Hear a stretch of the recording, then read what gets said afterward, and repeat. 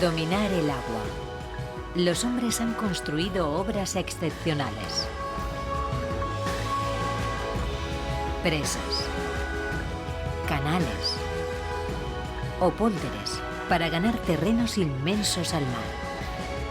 Frédéric Restañó, físico especialista en mecánica de fluidos e investigador en el Centro Nacional para la Investigación Científica, va a seguir los pasos de algunos ingenieros cuyos trabajos han marcado la historia.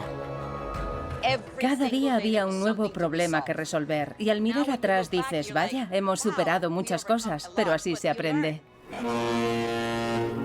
Son auténticos visionarios capaces de llevar a cabo proyectos formidables para protegernos del agua. En ningún otro lugar del mundo se había construido una estructura semejante. Pero también han sabido utilizar su extraordinaria potencia. Vamos a intentar comprender cómo algunos de estos grandes desafíos técnicos han rediseñado el paisaje de la Tierra. Estos ingenieros tenaces se han convertido en tan solo unos siglos en maestros del agua.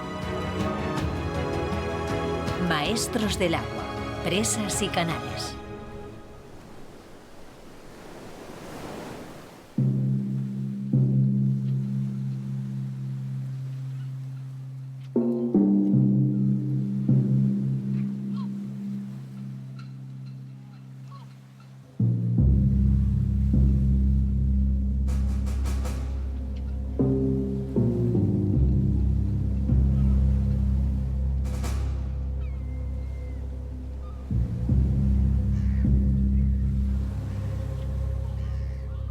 Fue aquí donde hace cerca de 3000 años surgió la idea de crear el Canal de Corinto.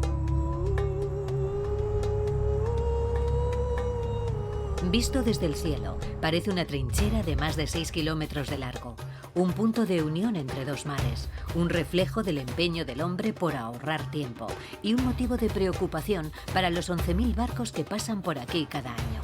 Un canal entre un pasillo rocoso atraviesa el Istmo y evita que haya que recorrer 400 kilómetros para rodear la península del Peloponeso. Después de que fracasaran algunos proyectos que datan de la Grecia y la Roma de la antigüedad, la idea del Canal de Corinto cayó en el olvido durante casi 2 milenios. Pero el desarrollo del tráfico marítimo y del comercio mundial en el siglo XIX vuelve a despertar la ambición del pueblo griego. El gobierno apostaba por el desarrollo del país y la apertura del Canal de Suez en el año 1869 para Grecia fue como una señal de alarma. Las obras comenzaron en 1882, después de numerosos estudios y de resolver los problemas de financiación. En un canal como este, entre el Peloponeso y Grecia, ¿qué cantidad de tierra y de piedras extrajeron? Pues sacaron más de 12 millones de metros cúbicos de piedra y de tierra. Y aquí, en esta obra, trabajaron unos 2000 obreros. Además, esta fue la primera vez que se utilizó dinamita y nitroglicerina en un proyecto tan grande. La nitroglicerina es peligrosa. Es cierto, pero corrieron el riesgo y aquí están los resultados. Las obras se realizaron en solo 10 años. El Canal de Corinto es lo que se conoce como un canal a nivel. Está excavado al nivel de los dos mares que conecta y que lo proveen constantemente de agua salada. Pero a nivel técnico es todo un desafío, ya que había que perforar canales fluviales. Fue necesario no solo desviar ríos para suministrar agua dulce a estas vías artificiales, sino también adaptarlas para salvar el relieve. Pero, ¿qué hacían para subir una embarcación varias decenas de metros? En el siglo XVI, un invento revolucionó la ciencia de los canales, la esclusa navegable. Además de su emblemático río, el Sena, desde el siglo XIX París cuenta con 3 canales con esclusas, con una longitud total de 130 kilómetros. El canal de Saint-Denis, el canal de l'Ourcq y el más corto pero el más famoso de todos, el canal de Saint-Martin.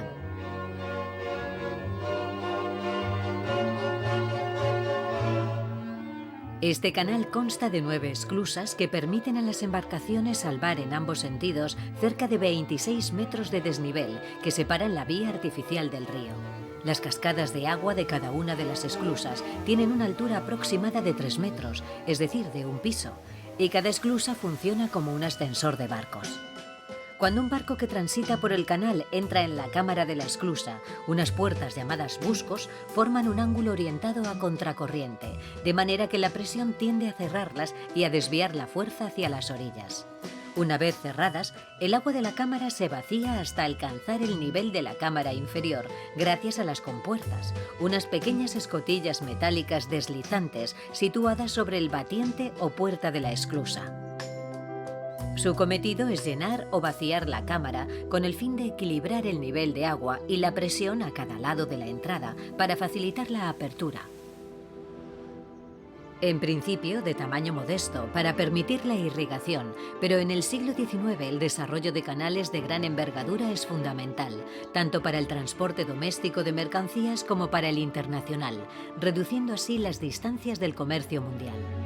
Surgen entonces proyectos prodigiosos, como el Canal de Suez y el Canal de Panamá. En el origen de estos proyectos faraónicos está el mismo hombre, el ilustre Ferdinand de Lesseps. Las obras del Canal de Suez comenzaron en 1859. El proyecto de Lesseps es ambicioso. Excavar en el desierto una zanja de 162 kilómetros de largo para unir Europa con Asia sin tener que rodear África y el peligroso Cabo de Buena Esperanza. Decenas de miles de trabajadores egipcios comenzaron los trabajos a mano. Las palas y los picos fueron reemplazados unos años más tarde por dragas, un invento que surge gracias a la llegada del vapor y que disminuye considerablemente la necesidad de mano de obra. El 17 de noviembre de 1869 se inaugura solemnemente la nueva vía fluvial. El canal suscita la admiración del mundo entero. Su creador culmina esta aventura rodeado de una aureola de éxito. Ferdinand de Lesseps alcanzó una gloria que actualmente es imposible imaginar. Se ocupó de las relaciones internacionales, de la creación y de la construcción de la Estatua de la Libertad. Fue nombrado miembro de la Academia Francesa, a pesar de que no era escritor. Obviamente, el éxito tal vez hizo que se sobreestimara su competencia, aunque para Lesseps era evidente que él era el mejor situado para diseñar la construcción del Canal de Panamá. Y aquel fue un proyecto mucho más complicado.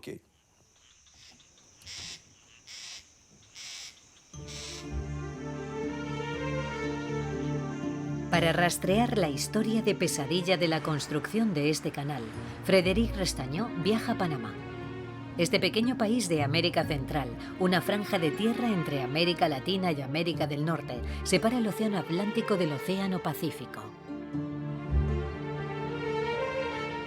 En la zona más estrecha del istmo, cubierta por una jungla densa y húmeda, Ferdinand, a quien apodaban el Gran Francés, se lanzó a la construcción de un nuevo canal marítimo interoceánico. Pero el diplomático, cegado por la gloria, subestimó las dificultades climáticas, geológicas y económicas de este nuevo proyecto. A pesar de las reticencias de algunos de sus asesores, los trabajos comenzaron en el año 1882. Además de descubrir un espeso bosque tropical inundado por las lluvias torrenciales, los trabajadores se enfrentaron a otra dificultad, una zona montañosa, la Culebra, a 95 metros por encima del nivel del mar.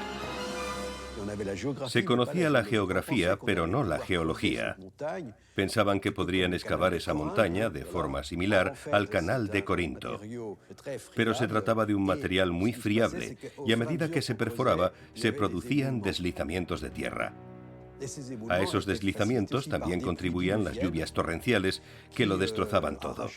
Siempre había que volver a empezar, era como el barril de las Danaides. Los obreros comenzaron a sufrir enfermedades desconocidas. De hecho, trabajaban en una zona infestada de mosquitos que transmitían fiebre amarilla y paludismo. Ante la mirada impotente de los médicos, moría un trabajador tras otro. en la época, estaban lejos de poseer los conocimientos necesarios para combatir esas enfermedades. Un ejemplo, se pensaba que colocar vasijas de agua en las patas de la cama era una forma de que las hormigas no subieran a la cama del enfermo. Pero lo que sucedía era que en esa agua estaban los criaderos de mosquitos.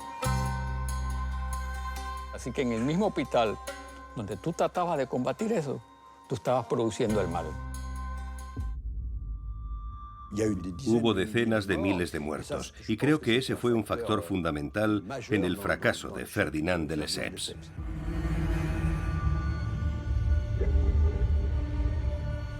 Incapaz de frenar la epidemia, el empresario aceptó revisar su proyecto y con la ayuda de Gustave Eiffel decidieron construir un canal con esclusas que se adaptaba mejor a las limitaciones de la región. Pero no cambió nada. 7 años después de comenzar las obras, se habían invertido 1.000 millones de francos y la construcción no había avanzado. El 4 de febrero de 1889, la empresa se declaró en quiebra y estalló el escándalo de Panamá. 85.000 pequeños accionistas se arruinaron.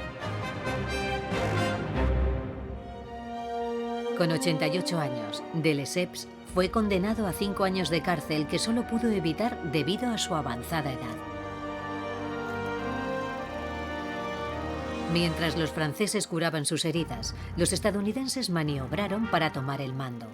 El presidente Roosevelt quería el canal, ya que consideraba que era la pieza central de un futuro imperio mundial. Estados Unidos compró la concesión francesa y convirtió la zona del canal en territorio estadounidense. La primera prioridad de los hombres de Roosevelt fue acabar con los problemas de salud.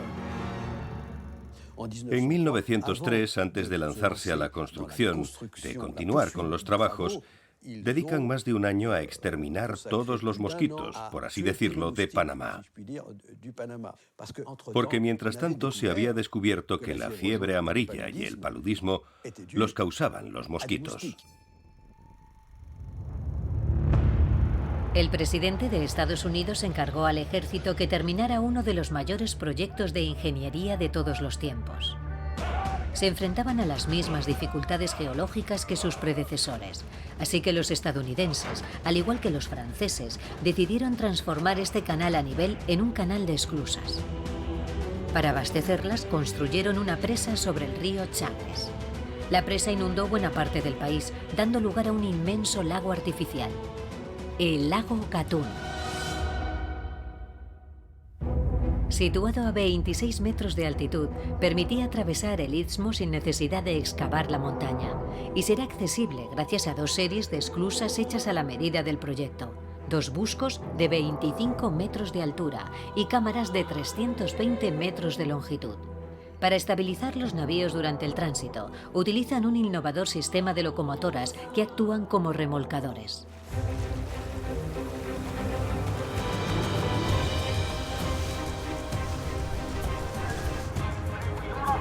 El 15 de agosto de 1914, después de más de 30 años de unas obras que han costado la vida de 27.000 hombres, se abren las puertas de esta nueva ruta interoceánica.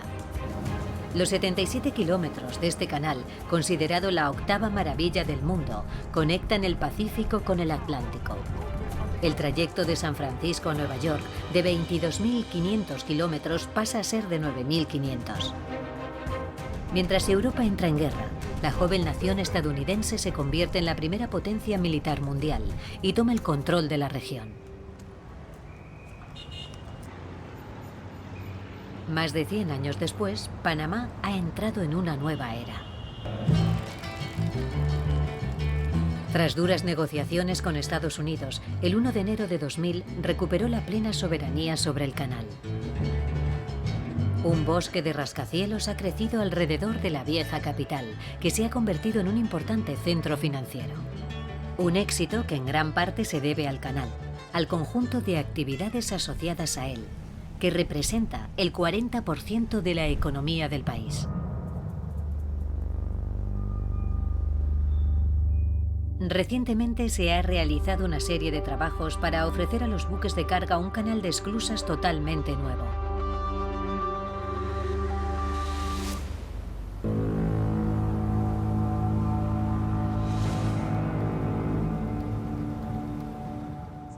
Es increíble.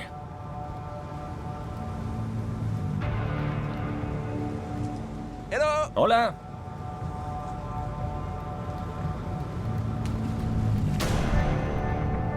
Un proyecto titánico supervisado por la ingeniera panameña Ilia Marota, al que le ha dedicado 9 años de su vida. Necesitábamos nuevas esclusas porque el tráfico marítimo ha crecido mucho y los buques son cada vez más grandes. Habíamos llegado al límite. Teníamos que dar cabida a más portacontenedores y más grandes que no podían usar el antiguo canal. Si no, perderíamos parte del mercado y nuestro rango de canal mundial. ¿Y cuál es el tamaño de la esclusa? Esta cámara tiene 55 metros de ancho y 427 de longitud. Los buques más grandes que pueden pasar no deben superar los 366 metros de largo y 49 metros y medio de ancho. Con esa longitud, en las esclusas actuales se puede meter una torre Eiffel. Así es. De hecho, con la cantidad de acero que se ha usado para reforzar estos muros de hormigón, se podrían construir 19 torres Eiffel. Es un proyecto muy grande. Sí, un proyecto gigantesco. Estas nuevas obras comenzaron en enero de 2007. Como respuesta a la competencia con el Canal de Suez, Panamá decide ampliar los canales de navegación, transformando la legendaria Culebra en un gigantesco campo de minas.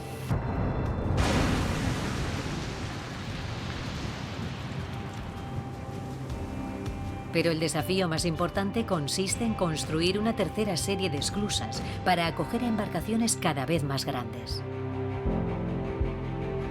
Las nuevas cámaras de hormigón armado cuentan con 16 puertas correderas de más de 57 metros de altura.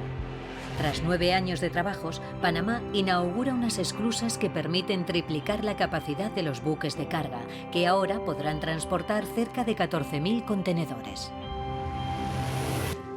¿Cuáles eran las condiciones cuando decidisteis hacer las esclusas? En las antiguas tenemos locomotoras.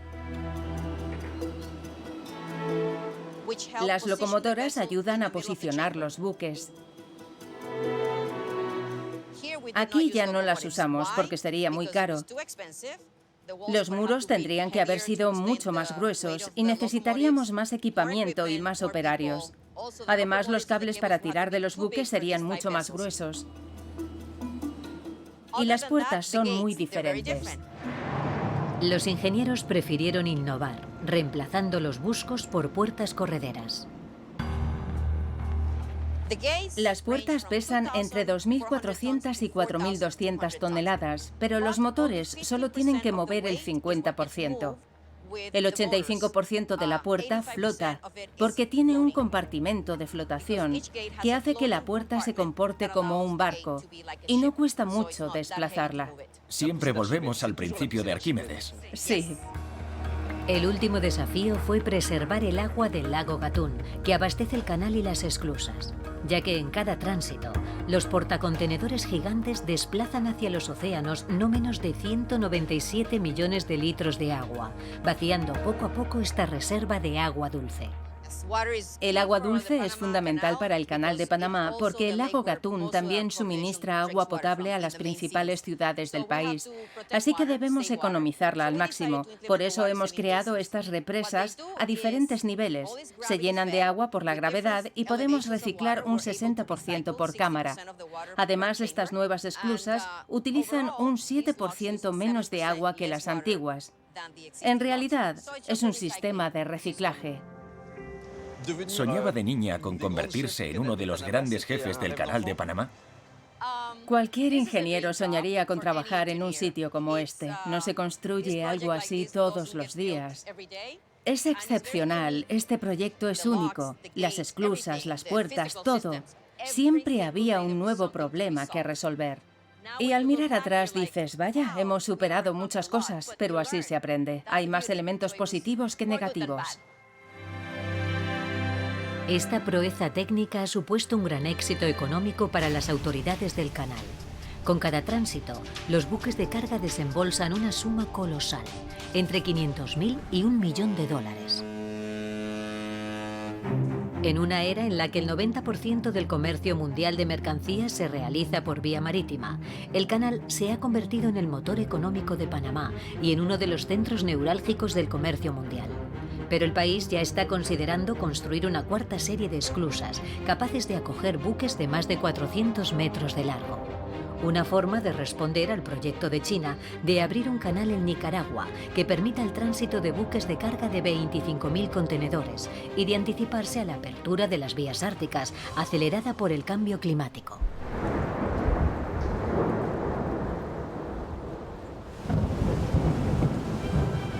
El agua es una de las preocupaciones del hombre. Gracias a proyectos excepcionales, los ingenieros han sido capaces de desviarla para crear vías navegables que reducen considerablemente las distancias. Al intentar dominarla, algunos pueblos han sido incluso capaces de rediseñar el paisaje y ganar territorios al mar.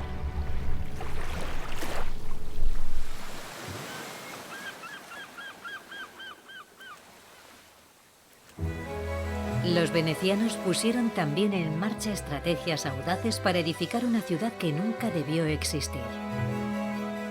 Venecia se construyó en una inmensa laguna salpicada de islas pantanosas. Un lugar hostil que se eligió precisamente para escapar y protegerse de las invasiones bárbaras. Hoy es un tesoro arquitectónico, patrimonio mundial de la UNESCO. Con sus innumerables canales y palacios, Venecia da testimonio del genio humano para dominar el agua. Cuando llegaron aquí sus primeros habitantes, aprendieron técnicas específicas para construir casas en este terreno inestable, fangoso, muy fangoso. Lo primero de todo fue instalar pilares de madera. Crearon una base, una plataforma, y debajo hay millones de estacas. Esas estacas se colocaron para consolidar el suelo. Bajo la plaza de San Marcos hay probablemente entre 200.000 y 300.000 estacas. Y cuando caminamos por Venecia, es posible que lo estemos haciendo sobre uno de los bosques fósiles más grandes de Italia. Es un hermosísimo ejemplo de cómo Venecia ha dominado el agua durante tantos siglos. Pero sin embargo, estaban sujetos al ritmo del agua. El agua alta condiciona enormemente la vida de los venecianos. Cuando llega, todo el mundo se ve obligado a caminar por pasarelas. Así que para quienes habitan estas casas, es muy peligroso vivir en la planta baja. Es mucho mejor quedarse en los pisos superiores. El agua alta es difícilmente previsible, ya que sus causas son múltiples. En Venecia, el fenómeno de la marea solo influye un 20 o un 30% en el proceso del agua alta. Durante las mareas más intensas, el agua sube un máximo de 50 centímetros. De hecho, el nivel del mar depende también de la presión atmosférica. Las altas presiones de los anticiclones, por encima de los 1013 milibares, hacen descender las aguas, mientras que las depresiones las hacen subir. Una fuerte depresión puede hacer que suba hasta 30 centímetros y suele ir acompañada de lluvias intensas que agravan la situación. Pero un viento fuerte y constante que sopla hacia el suelo puede provocar una importante subida del nivel del agua, de incluso 1 metro de altura.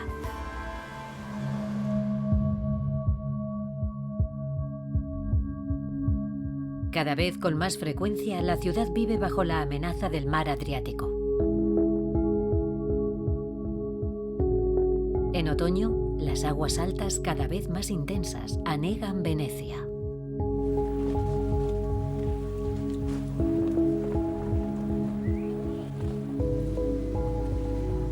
La más terrible fue sin duda el Aqua Grande del 4 de noviembre de 1966. El agua, empujada por una tempestad y un fuerte viento del sudeste, subió 194 centímetros por encima del nivel de referencia.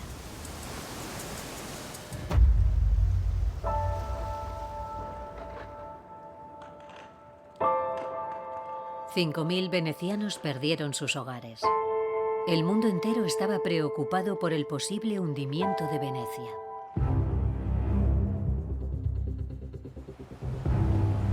Para salvar la ciudad, en los años 70 se puso en marcha el proyecto Mose, una presa única en el mundo. Tras 15 años de obras faraónicas, este ingenioso sistema de puertas flotantes fijadas en el fondo de la laguna entró en su última fase. Desde 2011, cada vez que hay amenaza de inundación, los ordenadores cierran virtualmente las barreras, simulando una situación de emergencia. En estas pantallas vemos la información que necesita el operario para decidir cuándo tiene que accionar las puertas. Llega directamente desde las embocaduras y se ve el estado de cada válvula. También muestra datos meteorológicos marinos. ¿Y en qué momento decidís cerrar una entrada? El Estado italiano es quien establece las reglas para poner en funcionamiento estas puertas móviles. El agua debe subir hasta 1,10 m por encima del nivel de referencia. Cuando queremos levantar estas puertas flotantes, inyectamos aire en su interior. Entonces las puertas basculan alrededor de las bisagras hasta alcanzar los 45 grados, que es el ángulo adecuado. Para bajarlas, inyectamos agua en lugar de aire y las puertas se hunden, recuperando así la posición horizontal sobre el fondo. ¿Y por qué no se elevan hasta los 90 grados? No las ponemos en vertical, porque estando a 90 grados sería muy difícil volver a colocarlas sobre el fondo, mientras que a 45 grados las puertas se vuelven a colocar en posición horizontal de forma natural, gracias a la fuerza de la gravedad. Muy inteligente. 30 minutos tardan en emerger las 78 válvulas llenas de aire, y para colocarlas son necesarios otros 30 minutos más. Esta barrera móvil puede contener hasta 3 metros de aumento en el nivel del mar. ¿Se ha tenido en cuenta el calentamiento climático? Sí, el sistema Mose es uno de los primeros proyectos que el Estado italiano ha puesto en marcha pensando en ese problema. Aquí hemos tenido en cuenta una subida de las aguas de hasta 60 centímetros en 100 años.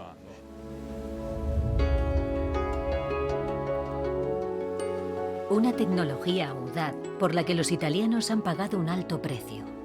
Se estima que unos 5.500 millones de euros, a los que hay que añadir los casos de corrupción, lo que alimenta los reproches de los numerosos detractores del proyecto, que lamentan que este sistema no tenga ningún efecto sobre el principal peligro que amenaza a la ciudad. Cada año, Venecia se hunde varios milímetros, con el riesgo de desaparecer.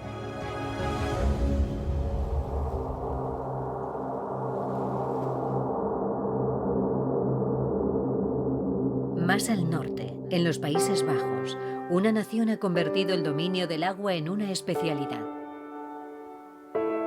Desde hace varios siglos, los neerlandeses han desarrollado una extraordinaria ingeniería hidráulica para ganar al mar terrenos inmensos. Se ha construido más del 20% del país sobre suelos que anteriormente estaban sumergidos. Esta tierra ganada al mar se conoce como polder. Hace varios siglos, los neerlandeses crearon los primeros pólders, rodeando de diques el área de la que querían disponer, para poder aislar y desecar las marismas. Después plantaron cañas que absorbieran el agua, una técnica que resultó insuficiente. Más adelante dividieron la superficie en canales, que como su propio nombre indica, permitían canalizar el agua drenada. Para evacuarla construyeron molinos provistos de un tornillo que bombea el agua y la vierte en un canal superior para reconducirla a los ríos o al mar.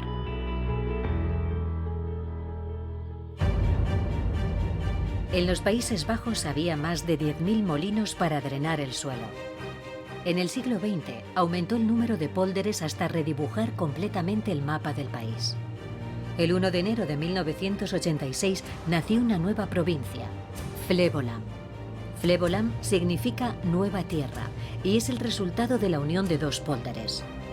Con una superficie de 2.500 kilómetros cuadrados, es el pólder más grande del mundo y el mayor proyecto de drenaje que jamás se ha realizado. Desde la Edad Media, los neerlandeses han ganado al mar una superficie de 220.000 hectáreas. Una conquista que no está exenta de consecuencias. Una tercera parte del país se encuentra por debajo del nivel del mar y el 60% de la población vive en zonas inundables.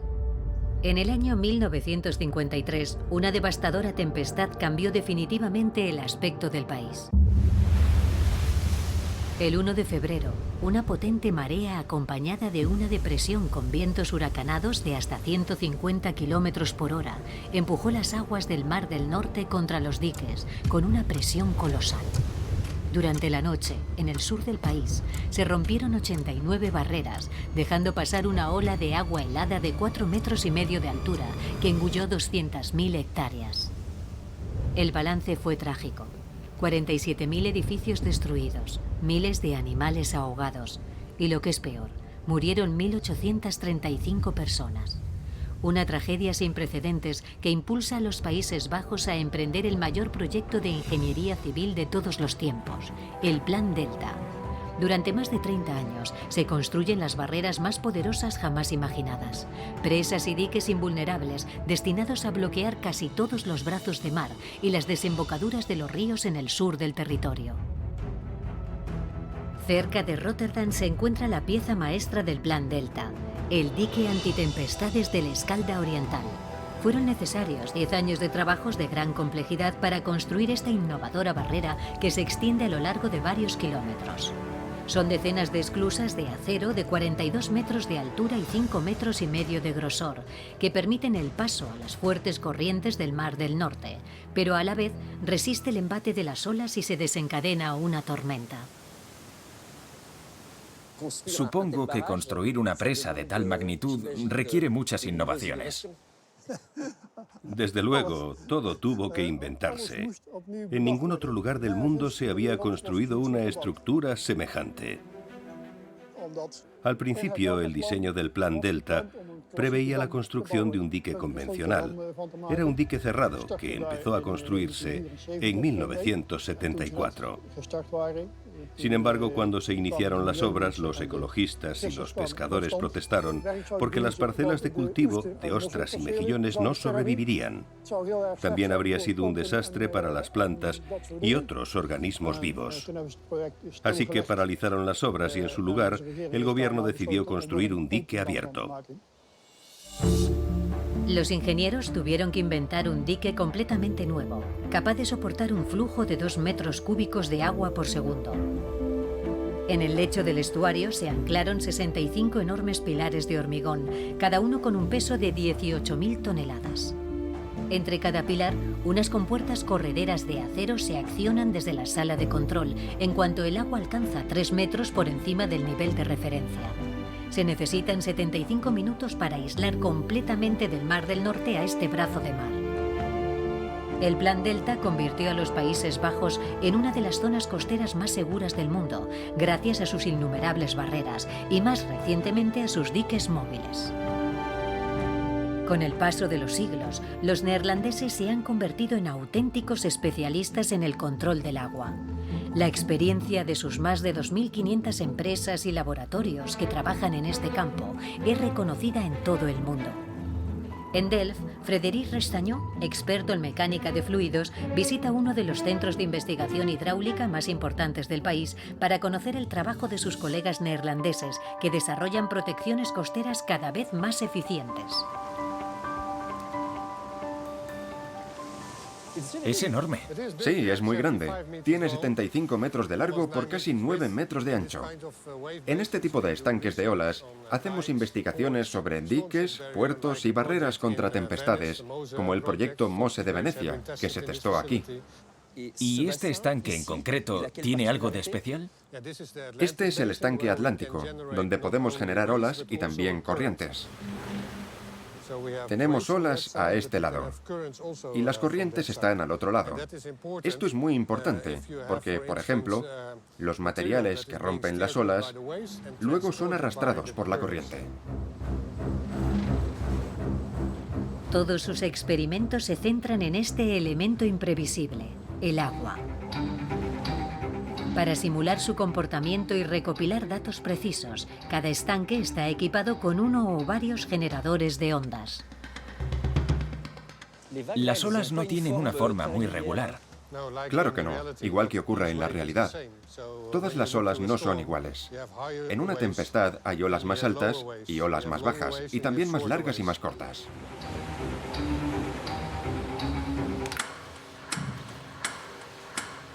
Dependiendo del lugar del mundo en el que nos encontremos, la frecuencia de las olas puede variar. Nosotros sabemos cómo programar eso en el generador de olas, lo cual es esencial. De este modo estudian la resistencia de los diques a largo plazo, pero también en situaciones extremas. Para analizarlos, los investigadores construyeron un canal de 300 metros de longitud, una distancia necesaria para reproducir la formación gradual de ondas, capaces de provocar olas de 4,5 metros. Además, estos estanques gigantes son indispensables para estudiar a gran escala la protección costera, cada vez más amenazada. ¿Ha aumentado la demanda por el calentamiento global? Sí, ese es uno de los aspectos que tenemos en cuenta en cada proyecto. Construimos diques que podamos adaptar fácilmente, en caso de que el nivel del agua suba por encima de nuestras previsiones actuales. Si nuestras expectativas son falsas y el aumento no es de 1 metro, sino de 2 o 3 metros, debemos ser capaces de adaptar la estructura al aumento del nivel del mar. Imagino que aquí, en Holanda, es importante hacer estas pruebas. Sí, aquí es vital contar con instalaciones como estas para investigar, porque si cometemos un error, las consecuencias son mucho más graves que en ningún otro país. Un riesgo creciente que ha llevado al gobierno neerlandés a lanzar en 2015 un nuevo Plan Delta para reforzar y mejorar gran parte de los diques del país.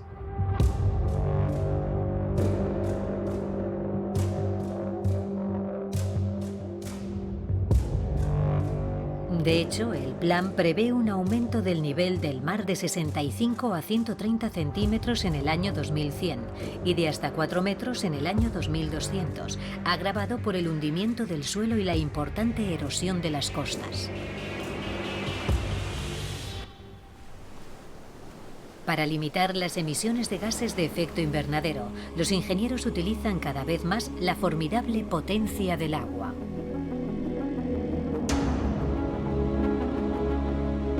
Gracias a estas impresionantes presas hidroeléctricas se produce prácticamente la totalidad de las energías renovables del planeta.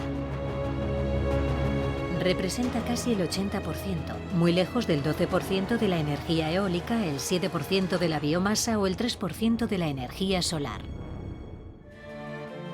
En el siglo XX, 70 presas situadas en 14 países del mundo fueron construidas por un brillante ingeniero francés, André Coin, maestro indiscutible de las presas de arco. Su creatividad ha inspirado a varias generaciones de constructores. Lo que caracteriza a André Coin es que quería experimentar, medir y calcular lo mejor posible, de modo que realizó toda una serie de innovaciones de distinta índole, como por ejemplo en los aliviadores. Cuando se producen crecidas es importante evitar que esos flujos pesados dañen el pie de la presa. Así que inventó lo que se denomina salto en esquí, porque proyecta el agua lejos, donde los daños no tienen consecuencias. También inventó las primeras medidas puestas en el hormigón y gracias a los primeros sistemas de cálculo que desarrolló, se pudo ir más lejos en la construcción de presas de arco. Y además insistía en que fuesen hermosas.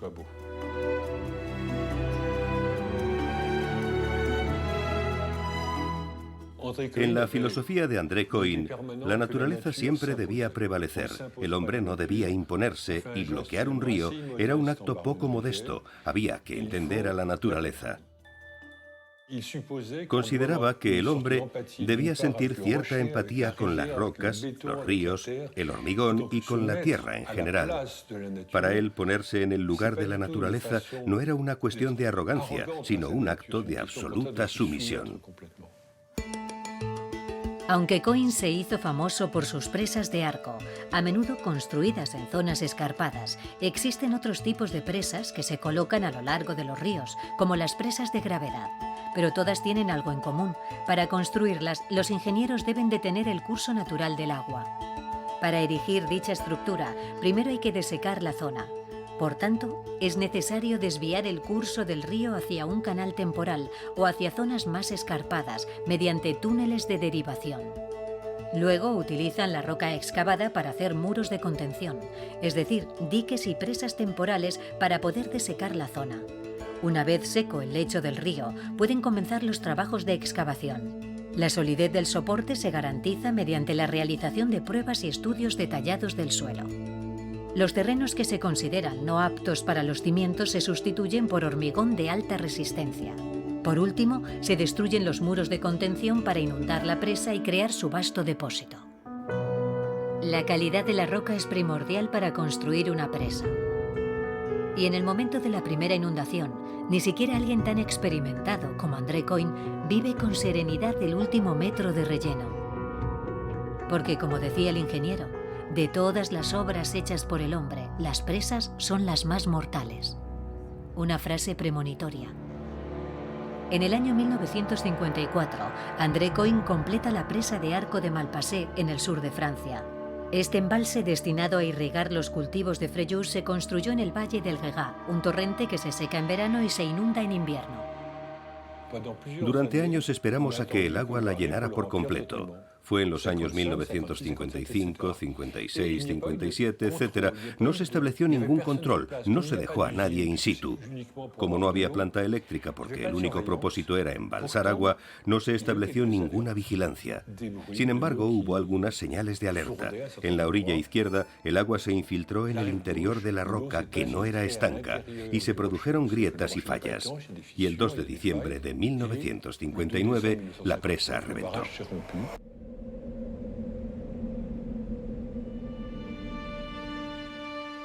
Alrededor de las 9 de la noche, una ola de 40 metros de altura se precipitó en el estrecho valle a una velocidad de 70 km por hora y barriendo todo a su paso. Arrasó Fréjus 20 minutos más tarde, antes de llegar al mar. El balance fue catastrófico. Había más de 423 víctimas. Francia estaba en estado de shock. André Coin asumió toda la responsabilidad de la tragedia. Cuando se hicieron las verificaciones no se descubrió ni un solo error de cálculo. El arco estaba bien diseñado.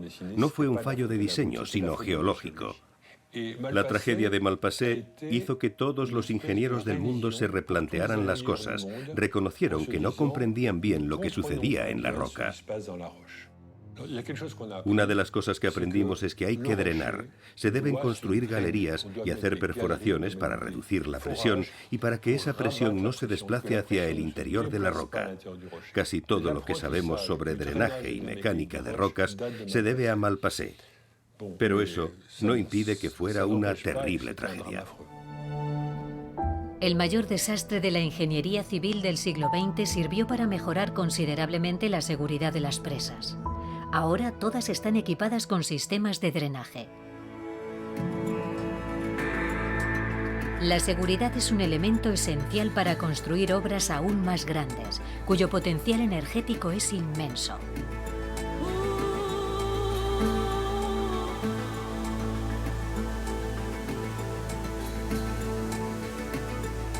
En América del Sur, el agua es un gran activo, especialmente en Paraguay, uno de los pocos países del mundo cuya energía es 100% hidroeléctrica.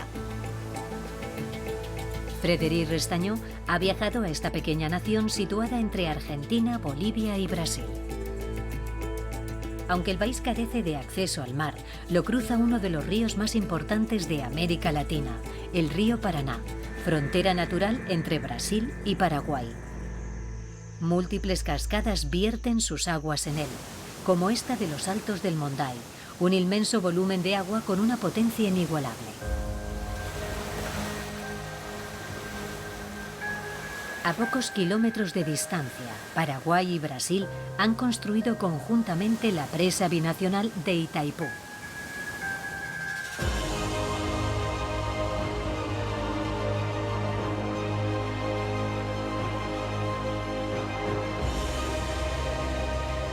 Es la central hidroeléctrica más potente del mundo y una de las presas más grandes de la Tierra.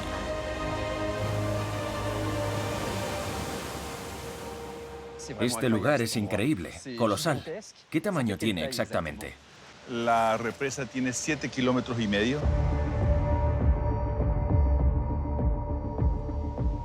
La altura total de la represa hasta la crista principal es de 225 metros. 225. Sobre el nivel del mar, exactamente. ¿Y la altura de la cascada? 120 metros para la potencia nominal de una máquina de 700 megas.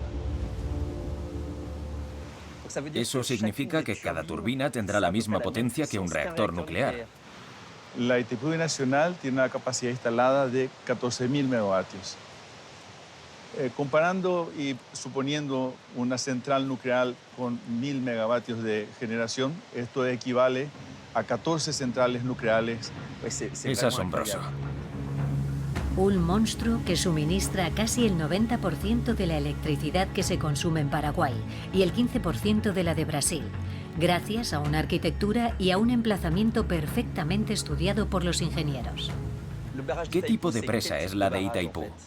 Es una barraje de gravedad construida sobre roca basáltica, bastante firme, similar a que nosotros podemos ver en las márgenes del río. Está construida en un cañón, el cañón del río Paraná. Y este lugar donde fue construida la central de Itaipú ha sido escogido por los ingenieros en la época debido a ser el punto en el cual se puede obtener la mayor capacidad de generación de energía eléctrica con el caudal afluente de la central y sacar la mayor productividad de las aguas del río Paraná. De modo que el flujo de agua y la geología hacen que este emplazamiento sea un lugar óptimo. Sí. Terminada en 1991, la obra forma un gigantesco embalse de 1.300 kilómetros cuadrados. Pero esta asombrosa presa ha exigido grandes sacrificios. Para crear este lago artificial, las autoridades tuvieron que desplazar a 10.000 familias e inundar la selva tropical bajo 100 metros de agua. La presa de Itaipú, la primera en el mundo que cuenta con un plan de rescate de animales, ha sido declarada Reserva de la Biosfera por la UNESCO. Tanto la presa como su planta eléctrica cuentan con unos cimientos excepcionalmente resistentes, capaces de retener 29 millones de metros cúbicos de agua. Madre mía. Es gigantesca. Impresionante, ¿verdad? Impresionante, realmente. Y este es el fondo del río Paraná. ¿Estamos en el lecho del río? Así es, así es. Realmente, este es la fundación, la base misma de la cota más baja en la presa principal. ¿Sí? Como podés ver, aquí inclusive todas las rocas, piedras, son todavía de la época de la fundación, ¿verdad? La dureza de la roca basáltica es una de las claves de la presa de Itaipú. Correcto, así es. ¿Y aquí la presa se asienta sobre la roca? Sí, básicamente sí. Solo que la solidez de la presa principal se basa en los 81.000 millones de toneladas de hormigón armado que se encuentran, en un peso en toneladas impresionante. Para ahorrar hormigón y no cargar un peso excesivo sobre el lecho del río, los constructores diseñaron una presa hueca apoyada por contrafuertes. Una arquitectura que redirige las fuerzas hacia el fondo y que gracias a su base más amplia permite soportar mejor la enorme presión del agua. Una vez estabilizada, los ingenieros equiparon la presa con 20 conductos forzados, creando una altura de caída de casi 120 metros, que descarga directamente en cada turbina 700 metros cúbicos de agua por segundo. La electricidad se produce a los pies de la estructura en la central hidroeléctrica más importante del mundo. Ok, bueno, mira, estamos ahora mismo en la casa de máquinas. Todas estas tapas, color rojo que estás viendo, son las tapas de la unidad generadora. Es una locura pensar que emplean un principio de la física bastante simple, que es la dinamo, pero con una dimensión colosal. Exacto. Todos los campos de la física están aquí. La electricidad, la mecánica de los fluidos, el electromagnetismo, todo aquí. Prácticamente aquí fueron aplicadas todas las ciencias de la ingeniería. Sin embargo, a pesar de su capacidad para proporcionar energía limpia, las presas, que cada vez son más grandes, requieren grandes sacrificios, como poblaciones desplazadas y modificación del régimen hidrológico y del ecosistema del agua.